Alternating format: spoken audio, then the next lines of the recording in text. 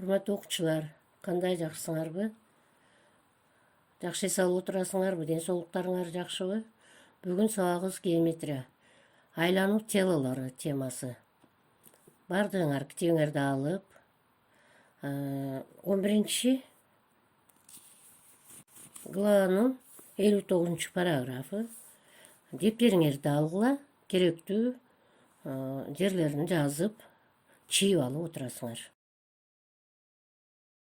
Балдар, бүгүн сабакта эмнелерди үйрөнөбүз? Айлануу телосу деген эмне? Ага аныктама беребиз жана мисалдарды карайбыз. Айлануу телосунун бири болуп эсептелген цилиндрге аныктама беребиз. Цилиндр деген эмне? Анын элементтерин үйрөнөбүз. Андан кийинки дагы бир айлануу телосу конус. Анан кесилген конус. Бул эки айлануу телосуга аныктама берип, булардын дагы элементтерин үйрөнүп, буларга мисалдарды келтирип, андан кийин ушул үйрөнүлгөн айлануу телолорунун цилиндрдин, конустун, кесилген конустун элементтерин табууга көнүгүүлөрдү иштейбиз.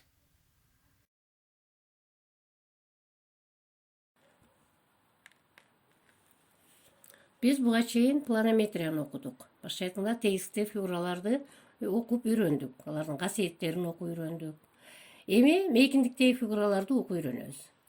Мейкиндиктеги фигуралар деген эмнелер? Алар куб, тик бурчтуу параллелепипед, цилиндр, шар, конус, кесилген конус жана башка фигуралар.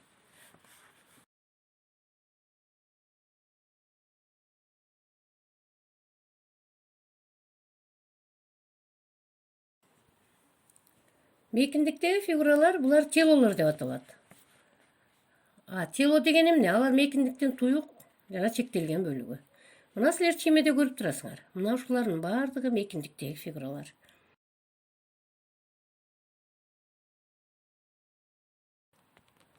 Эми мейкиндиктеги фигуралардын ичинде айлануу телолору деген бар. Бул айлануу телолору деген эмне? Аныктама берип көрөлү. Кандайдыр бир чектелген жалпак фигураны дейт. Чиймелерди карасаңар. Анын тегистикте жаткан эл огунун айланасында айландыруудан пайда болгон тело дейт. Айлануу телосу деп аталат. Чиймени карасаңар, мына тик бурчтук турат. Жашыл менен боелгон бөлүктө. Бул жалпак фигура, планометриянын фигурасы. Ошонун бир жагын айланасында айландырганда айлануу телосу пайда болуп турат. Бул силерге тааныш. Кийинки чиймени карагыла. Жарым тегерек турат. Жарым тегеректи диаметрин айланасында айландыруу көрсөтүлүп турат. Эмне пайда болуп калыптыр? Силер да көрүп турасыңар, айлануу телосу. Ошондой эле кызыл менен боелгон жалпак фигура эмне? Бул тик бурчтуу үч бурчтук. Аны карасаңар, бир катеттин айланасында айландырып атабыз. Анда дагы айлануу телосу пайда болду.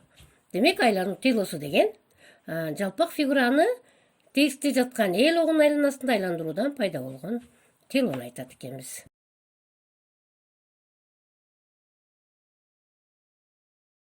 Эми окуучулар, төмөнкү сүрөттөгү жалпак фигураларды көрдүңөр, эл огу турат. Ушул эл огунун айланасында айландыруудан пайда болгон телолорду тапкылачы. Кана. Аны айландырганда кайсы тело пайда болду? Б'ны айландырганда кайсы тело пайда болду? В чиймесиндеги жалпак фигураны айландырганда кайсы тело пайда болду? Жана башкаларын. Кандай? Таба алдыңарбы?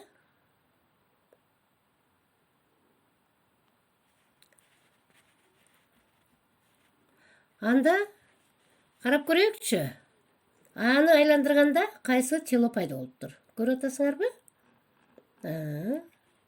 Ушундай фигураны, ушундай телону турмушта кездештирдиңер беле? Экинчи, Б'ны айландырганда пайда болгон телону көрүп атасыңар, Үчүнчү, В'ны айландырганда. В жалпак фигурасы эмнеге окшош экен? Эми айландырганда пайда болгон телону карагыла. Эки эмненин биригүүсү болуп турат. Төртүнчү, Г чиймесиндеги жалпак фигураны айландырганда пайда болгон. Андан кийин Д чиймесиндеги жалпак фигураны айландырууда, же болбосо тик бурчту айландырганда. Андан кийинкиси Эде жарым тегеректи айландырганда пайда болгон телону карагыла. Шар бекен? Андан кийинки Жда кандайдыр бир тетик экен, анын з. Мына булардын баардыгы кандайдыр бир жалпак фигураны анын эл огунун айланасында айландырганыбызда пайда болгон айлануу телолору.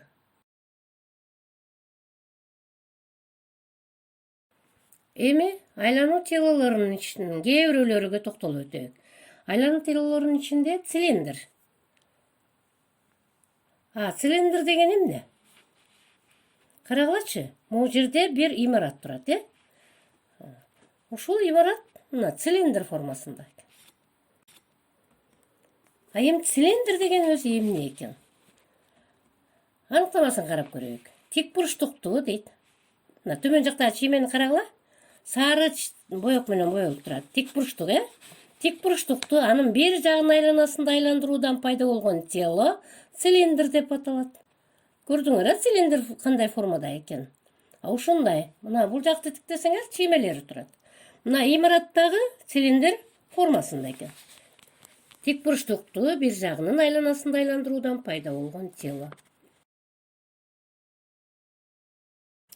Эми цилиндрдин элементтерине токтололу. Мына цилиндрдин чиймесин көрүп турасыңар, Мына цилиндр. Тик бурчтугубуз А, В, С, Д тик бурчтугун айландырганда, С жагын айланасында айландырганда пайда болгон тело. Туюк фигура же болбосо айлануу телосу. Мында С жагын карайык. С жагы эл огунун үстүдө жатат. Ошондуктан бул С же ДС цилиндрдин огу жана бийиктиги деп айтсак болот. Андан кийин А жагы. Ушул эле тик бурчтун А жагы. Цилиндрдин түзүүчүсү. Бул цилиндр тегерек тик цилиндр деп аталат. Андан кийин бул тик бурчтуктун эки жагы калды. С жагы жана А жагы. Бул эки кесиндини эл огунун айланасында же болбосо С жагынын айланасында айландырган учурда бул эки кесинди айланууда цилиндрдин эки негизин сызат.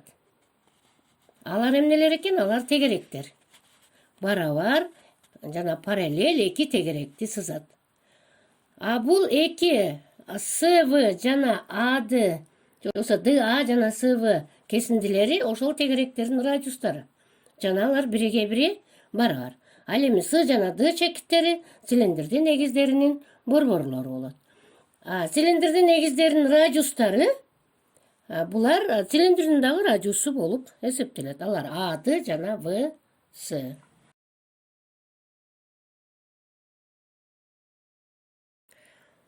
Эми дагы бир айлануу телосу конус. Конус деген эмне? Чимеде кыргыздын кыздарынын баш кийими шөкүлөсү. Ушундай формадагы телолор конус. Эми бул кантип алынат? Аныктамасына токтололу. Тик бурчтуу, үч бурчтукту чиймеде көрүнүп турат, сары менен боелгон тик бурчтуу үч бурчтук. Ушуну бир катетинин айланасында айландыруудан пайда болгон тело конус деп аталат. Мына конусту көрүп турасыңар,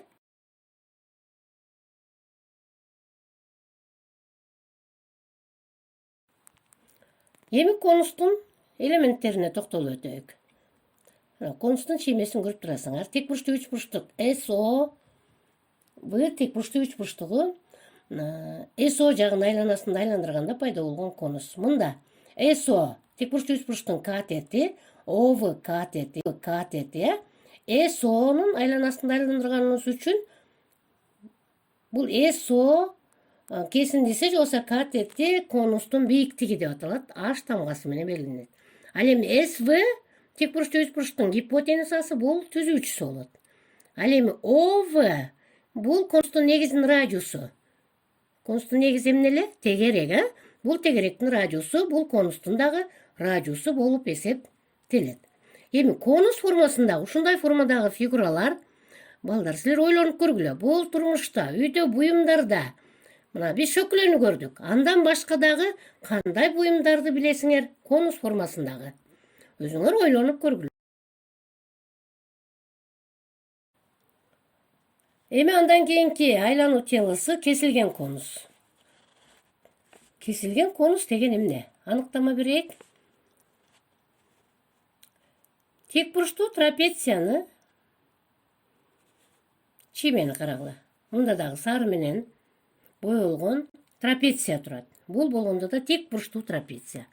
Ушул тек бурчтуу трапецияны кичине тик капталынын айланасында айландыруудан пайда болгон тело кесилген конус деп аталат. Эмнеге окшош экен? Ушундай фигураларды көрдүңөр беле? Үйүңөрдө барбы? Мына кесилген конус. Анын элементтерин карайык. Аш менен белгиленип турган трапециянын капталы, кичине тик капталы, анын бийиктиги деп аталат. Ал эми экинчи капталы М. Бул анын түзүүчүсү. Ал эми кесилген конуста канча негизи бар экен? 2 негизи бар. Бири чоң негизи, экинчи кичине негизи. Булар тегеректер, 2 тегерек. Кичинекей R бул кичине негизинин радиусу, чоң R чоң негизинин, же болбосо чоң тегерегинин радиусу.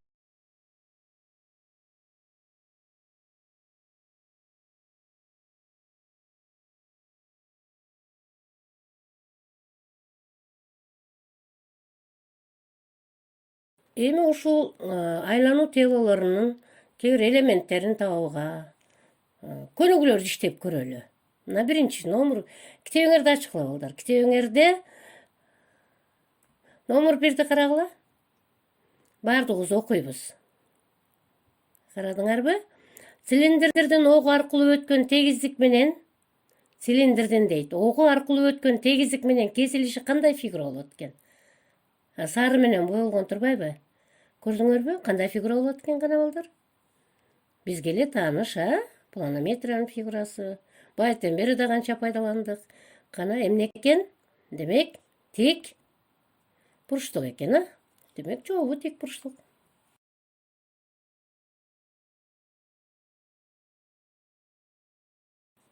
Эми номер 4-чү көнүгүү. Окуп атабызбы? Бардыбыз, китебибизде карадык. Жактары 6 см жана 10 см болгон тик бурчтуктун дейт. Бир жагын айланасында айлануудан алынган цилиндрдин диаметрин жана бийиктигин эсептегиле дептир. Жактары 6 см жана 10 см болгон тик бурчтукту бир жагын айланасында айлануудан алынган цилиндрдин диаметрин жана бийиктигин эсептегиле. Карадык, чиймени карасаңар. ВС жагы 10 см дейли. Бизге АВСды тик бурчтугу берилген. ВС жагы 10. Анда буга барабар жагы Ады дагы 10го барабар. Ал эми ДС жагы 6 см. Ады жагын айланасында айландырганда могу цилиндр пайда болду. Эми ушул цилиндрдин диаметри анан бийиктиги эмнеге барабар дейт. Өзүңөр билесиңер. Ады бул цилиндрдин эмнеси болду эле? Огу жана бийиктиги. Бул Ады ВСга барабар болгондуктан бул бийиктиги 10 см болот. ДС бул радиусу. Цилиндрдин негизи тегерекпи? Тегеректи сатта бул ДС жагы. Бул радиусу. Диаметри канча радиуска барабар эле? 2 радиуска барабар. Ошондуктан ДС 6 сантиметрге 6 сантиметрди кошсок, же болбосо 2ге көчүп койсоңор да болот. Бул 12 сантиметр. Демек, диаметри 12, бийиктиги 10 сантиметр болду.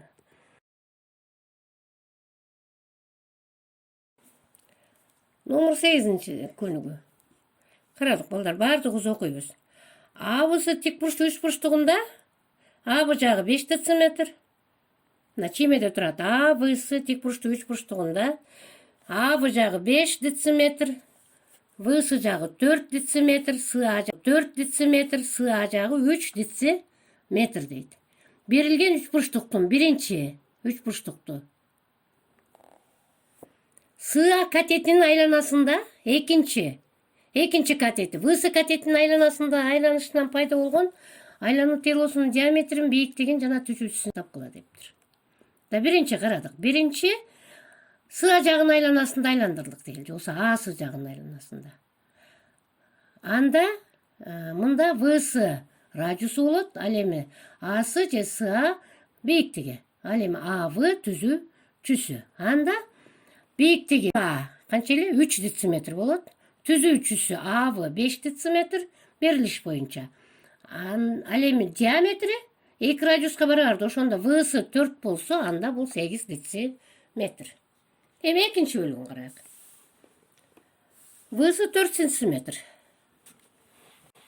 Абы 5 дециметр баягыдай эле, сыга 3 дециметр.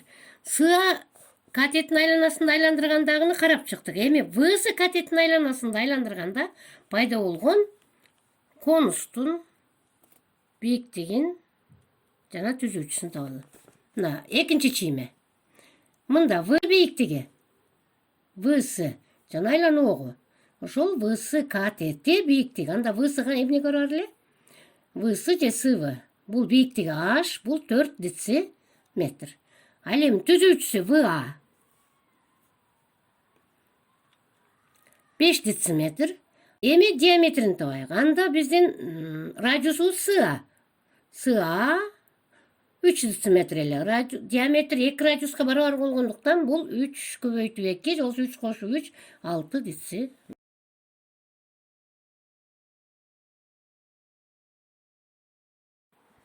Номер 9-чу көнүгүдө карайык. Бийиктиги 16 сантиметр, радиусу 12 сантиметр конус.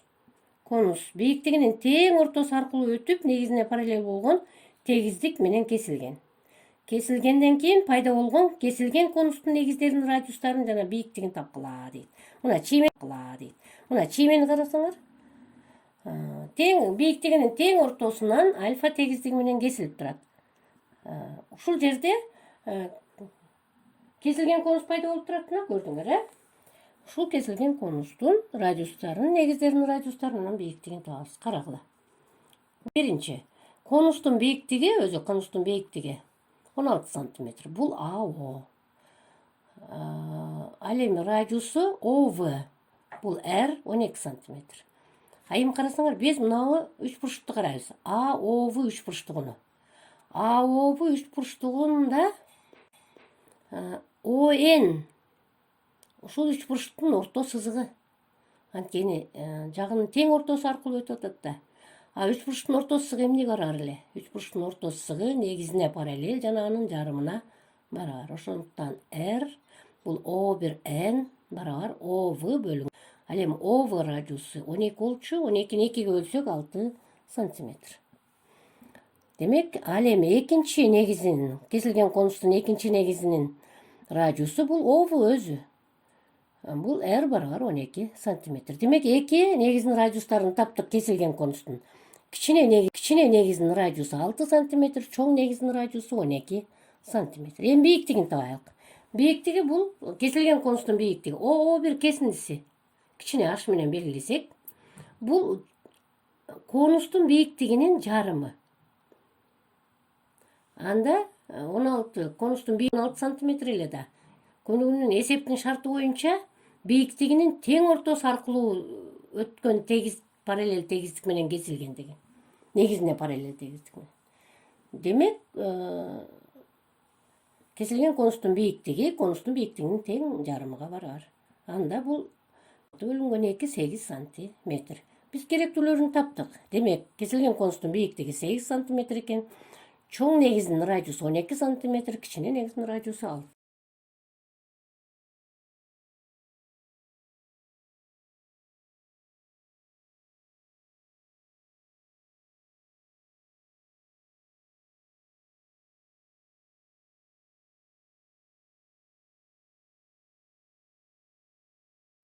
Мына балдар, бүгүн биз сабагыбызды жыйынтыктадык. Эми биз бүгүнкү саатта эмнелерди үйрөндүк?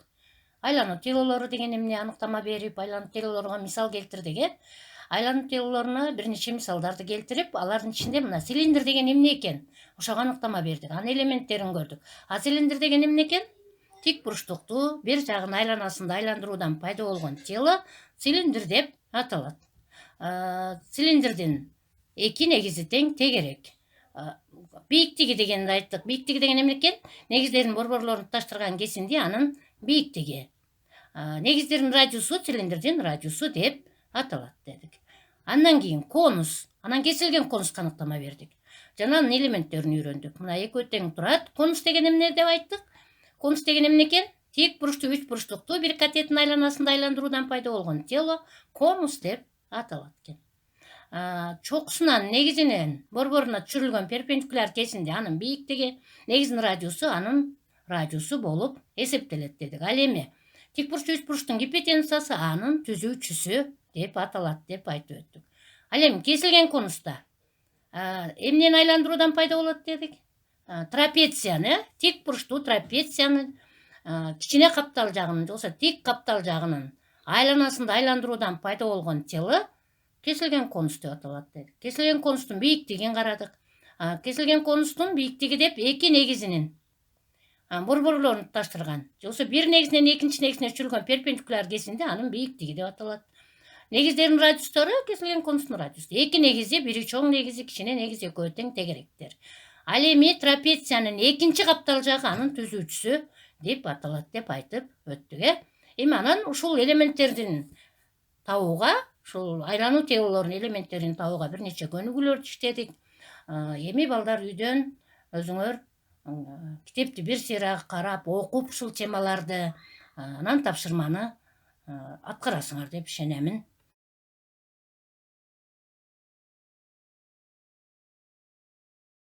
Эми балдар үйгө тапшырма. Китебиңерден 223 бетте номер 2. Цилиндрдин ок аркылуу өтүүчү тегиздик менен кесилиши жагы 8 см болгон квадрат болсо, дейт, цилиндрдин радиусун жана түзүүчүсүн тапкыла дептир.